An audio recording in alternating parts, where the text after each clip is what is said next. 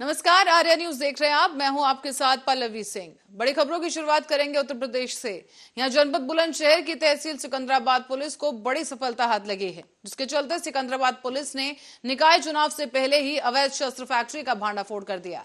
मौके से एक आरोपी को भी गिरफ्तार किया है और साथ ही एसपी सिटी सुरेंद्र नाथ तिवारी ने प्रेस वार्ता करते हुए बताया है कि जनपद में अपराधियों के खिलाफ चलाए जा रहे इस अभियान के तहत सिकंदराबाद पुलिस ने जोखाबाद स्थित एक बंद पड़ी फैक्ट्री से इस आरोपी को गिरफ्तार किया है।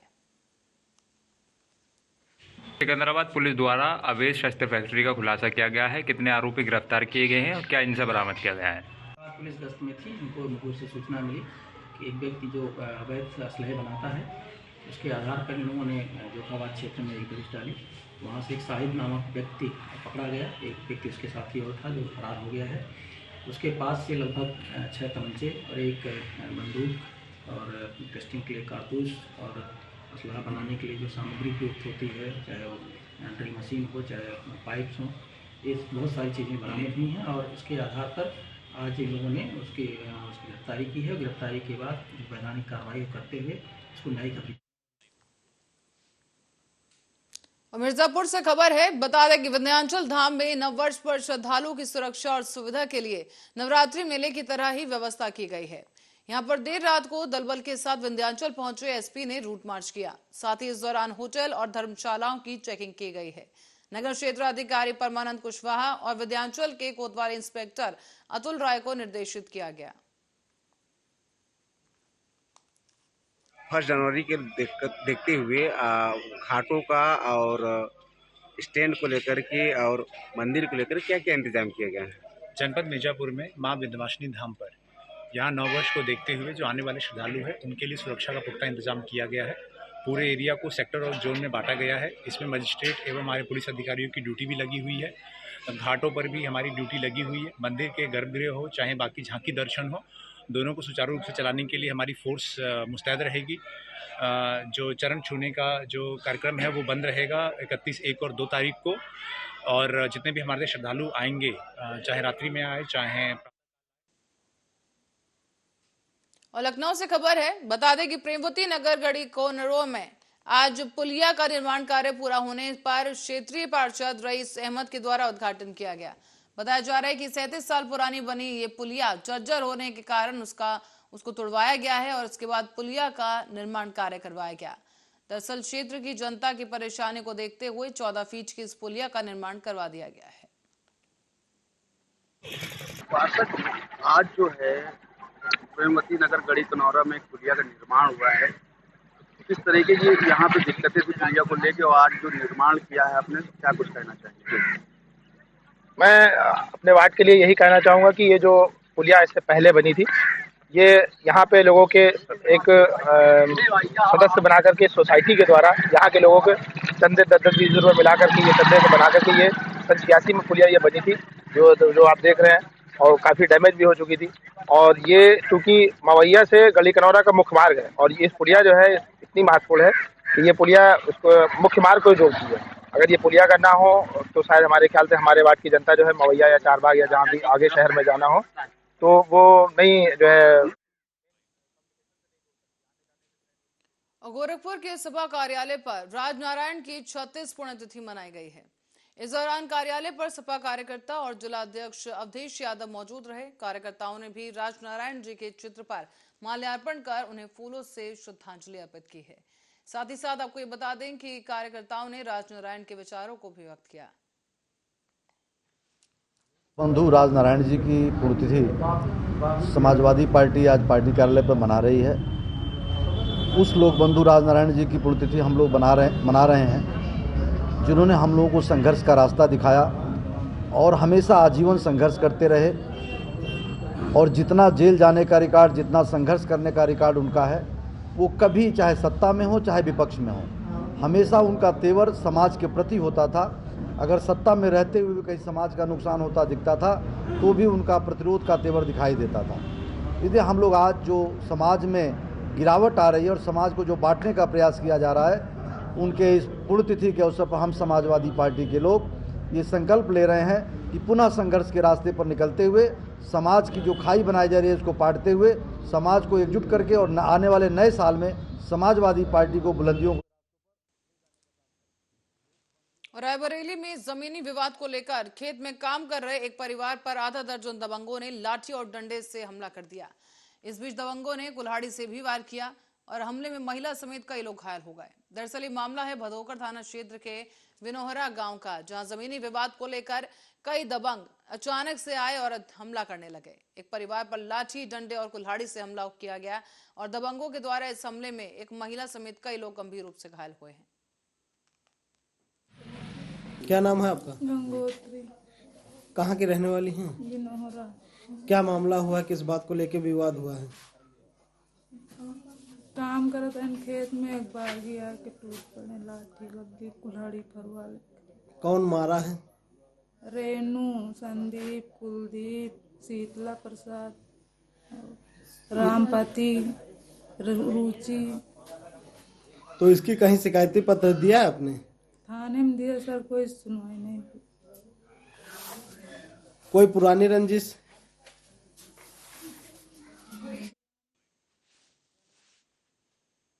रायबरेली में दबंगों के हौसले बुलंद है। दबंगों ने एक एजेंसी में घुसकर मैनेजर से मारपीट की और ये पूरा मामला शहर कोतवाली क्षेत्र के बरगद चौराहे के पास का है। यहाँ पर श्याम श्री टीवीएस बीमा एजेंसी में बीमा क्लेम को लेकर इन दबंगों में शोरूम के अंदर घुसकर शोरूम में काम करने वाले कर्मचारियों के साथ ही मारपीट शुरू कर दी। पूरी घटना सीसीटीवी में कैद हो गई है और इस मामले में पीड़ित ने 2 लोगों के खिलाफ नामजद एफआईआर दर्ज कराई। एजेंसी की जिम्मेदारी है, श्यामा श्री की जिम्मेदारी है, मैनेजर की जिम्मेदारी है। मैनेजर मेरा क्लेम पास कराए और मेरी गाड़ी बना के दे, नहीं तो मैं एजेंसी में आग लगा दूंगा और मैनेजर को, कौन लोग थे वो? मैनेजर को जान से मार दूंगा। और उनका नाम था विनीत सिंह और गोलू सिंह, जो कि शक्ति नगर रायबरेली के रहने वाले हैं और अपने आप को रायबरेली का गुंडा और भाई बताते हैं और कहते हैं कि मेरे नाम से मैं वांटेड हूं और मैं पुलिस से नहीं। और अब बढ़ेंगे अगली खबर की ओर। रायबरेली के ऊंचहार कोतवाली क्षेत्र के पूरे सुरजू मजरे कोट बहादुरगंज गांव में धारदार हथियार से लैस अंतरजनपदीय एक दर्जन दबंगों ने एक ही परिवार के 3 लोगों के साथ मारपीट की। इन सभी को लहूलुहान कर दिया गया। सूचना पर पहुंची पुलिस ने घायलों को सीएचसी में भर्ती कराया है। फिलहाल मामले की जांच की जा रही है। नाम है आपका? हमारा नाम सुरेश। कहाँ के रहने वाले हैं? मौजा कोटरा बहादुर खास गांव सुरजूपुर। अच्छा, ये जो जिन लोगों को चोट लगी कौन है? ये हमारे लड़के हैं। और कौन है? एक भतीजा है। 2 लड़के हैं, एक भतीजा है। एक भतीजा है। कौन लोग मारे हैं इनको? गंगा पार वाले जी पोखरी के मारे हैं। अच्छा, फतेहपुर के लोग हैं हमारे? हाँ जी। किस लिए विवाद हुआ था? जी कुछ नहीं, इन्होंने जो लोग भर रहे थे वो लोग आए मारी। अच्छा, तरबूज की बुआई कर रहे थे? हाँ। कितने लोग थे मारपीट करने में? वो करीब 12-13 नाव थी सर। अच्छा, नाव से आए थे वो लोग? जी। काहे से मारा गया है? जी कुल्हाड़ी से, धारदार औजार से मारा गया। धारदार हथियार से कुल्हाड़ी। तो अभी कहाँ लेके आए इनको? इनको लेके आए सर।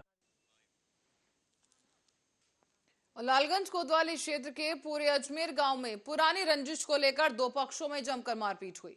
2 पक्षों में हुई इस मारपीट में महिला समेत 4 लोग घायल हो गए और इस दौरान मारपीट का वीडियो भी सोशल मीडिया पर वायरल हो रहा है। फिलहाल पुलिस इस मामले की जांच पड़ताल कर रही है।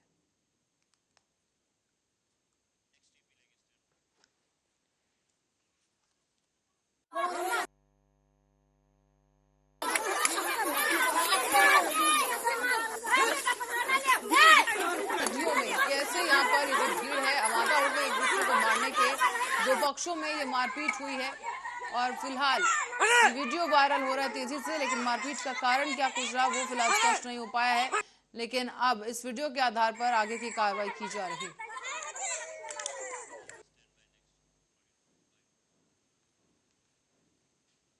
2022 के समापन और 2023 के आगमन को लेकर पूरा देश जश्न मनाने की तैयारी में जुटा हुआ है। तो वहीं गोरखपुर के पूर्वोत्तर रेलवे का मुख्यालय होने की वजह से रेलवे प्रशासन भी पूरी मुस्तैदी के साथ रेलवे स्टेशन पर आने जाने वाले यात्रियों की सघन चेकिंग कर रहा है।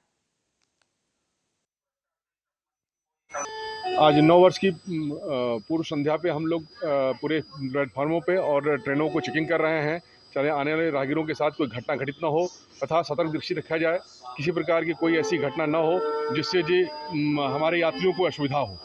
उसी के तहत हम लोग सुरक्षा के तहत ये चेकिंग कर रहे हैं।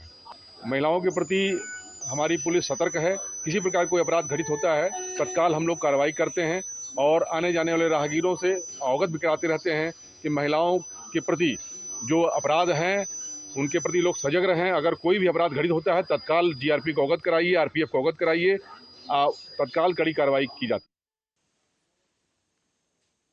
कांग्रेस लगातार बीजेपी पर हमलावर है। कांग्रेस ये सवाल खड़े कर रही है कि बीजेपी ने इतने सालों तक देश के विकास के लिए क्या किया, और इस बीच उन्होंने और क्या कुछ कहा है वो आप सुनिए। 8 बजे नोटबंदी, 12 बजे जीएसटी लागू की, और इनकी जो तपस्या है उस तपस्या से चोरी की। क्यों किया? ये पॉलिसीज नहीं थी। तो लोग नरेंद्र मोदी जी की पूजा करते हैं दिन भर और उनको जो भी चाहिए मिल जाता है। रेलवेज, पोर्ट, एयरपोर्ट, ये देखो भैया ड्रोन उड़ रहा है, ये भी ले जाएंगे उठा के।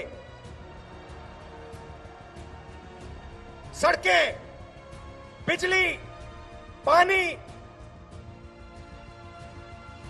सब कुछ।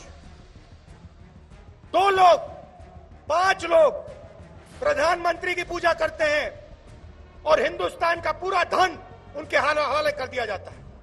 एक आंकड़ा मैं आपको देना चाहता हूं जिससे आपको सब बात समझ आ जाएगी। देखिए,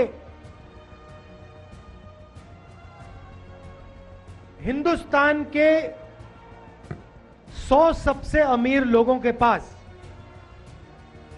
उतना ही धन है जितना हिंदुस्तान के 55 करोड़ लोगों के हाथ में है। 100 लोगों के पास इतना धन है जितना हिंदुस्तान के 55 करोड़ लोगों के हाथ में है। हिंदुस्तान का आधा धन सिर्फ 100 लोगों के पास है, और इन 100 लोगों के लिए हिंदुस्तान चलाया जाता है। और अगर आप उससे भी गहराई में जाना चाहते हैं तो आप उन 100 लोगों को भी छोड़ दीजिए, उनमें से 4-5 ऐसे लोग हैं जिनको आज आप हिंदुस्तान के महाराजा कह सकते हो, राजा कह सकते हो। पूरी की पूरी सरकार, पूरा मीडिया, सारे ब्यूरोक्रेट्स इनके इशारे से काम करते हैं। नरेंद्र मोदी जी भी इन्हीं के इशारे से काम करते हैं। जो ये कहते हैं वो नरेंद्र मोदी हिंदुस्तान के प्रधानमंत्री करते हैं। इन्होंने कहा कि जो छोटे व्यापारी हैं, जो मिडिल साइज व्यापारी हैं, उनको खत्म करना है। इन्होंने नरेंद्र मोदी जी को इशारा दिया और नरेंद्र मोदी जी ने एक के बाद एक निर्णय लेने शुरू कर दिए। साहब ने कहा कि हम ट्रेन के डब्बे में चाय बेचते थे। गुरु, हम आपको चाय बेचते हुए तो नहीं देखे हैं, लेकिन रेलवे बेचते हुए आपको देख रहे हैं। गुरु, हम आपको चाय बेचते हुए तो नहीं देखे हैं, लेकिन बीएसएनएल बेचते हुए देख रहे हैं। गुरु, हम आपको चाय बेचते हुए नहीं देखे हैं, लेकिन एलआईसी बेचते हुए देख रहे हैं। देख रहे हैं कि नहीं देख रहे हैं? और अगर कोई चाय बेचने वाला होता तो दूध का दाम बढ़ाता क्या? मैं मोदी जी की तरफ पूछूं क्या? अगर कोई चाय बेचने वाला देश का प्रधानमंत्री होता तो जब नया साल आने वाला है तो 2 रुपया दूध महंगा किया जाता क्या? दूध से इनका नाता नहीं है, चीनियों से जरूर है। दूध से नाता हो ना हो, चीनी से जरूर है। और यह बात मैं क्यों बोल रहा हूं? पहली बार ऐसा हुआ है कि कोई हमारे यहां आ गया, गलत किया, पूरी तरीके से भारतीय राष्ट्रीय कांग्रेस चाइना का विरोध करती है, उसकी निंदा करती है कि चाइना को कोई अधिकार नहीं है कि हमारी सीमा में घुसे, और अगर घुसेंगे तो हमको अपने देश के जवानों पे भरोसा है। हमारे घर में लोग फौज की नौकरी करते हैं, इसीलिए हमको पता है। अरे जूता नहीं भी होगा ना तो हौसलों से उनका मुकाबला करेंगे, यह बात हम जानते हैं। लेकिन कुछ निकम्मे लोग हैं कि बड़ी चालाकी से वर्दी के पीछे छुप जाते हैं। कभी वर्दी को बदनाम कर देते हैं, कभी वर्दी के पीछे छुप जाते हैं। जब प्रज्ञा बोल रही थी चाकू तेज कर लीजिए, तब वर्दी को बदनाम कर रही थी, पुलिस वालों का मजाक उड़ा रही थी। और जब सरकार से सवाल पूछा गया तो वर्दी के पीछे छुप गए। तो मैं उनसे कहना चाहता हूं कि विपक्ष होने के नाते हम सरकार से सवाल पूछते हैं, और सरकार से सवाल पूछना सेना का अपमान करना नहीं होता है। सरकार ये जवाब दे कि प्रधानमंत्री जब कहते हैं कि ना कोई आया था ना कोई आया है, तो हमारे जवान घायल कैसे हुए, इस सवाल का जवाब रक्षा मंत्री को देना चाहिए। मेरे भाई, आज हम 138वां स्थापना दिवस मना रहे हैं, और एक ऐसे मुश्किल दौर में स्थापना दिवस हम मना रहे हैं जब देश तमाम दुश्वारियों से घिरा हुआ है।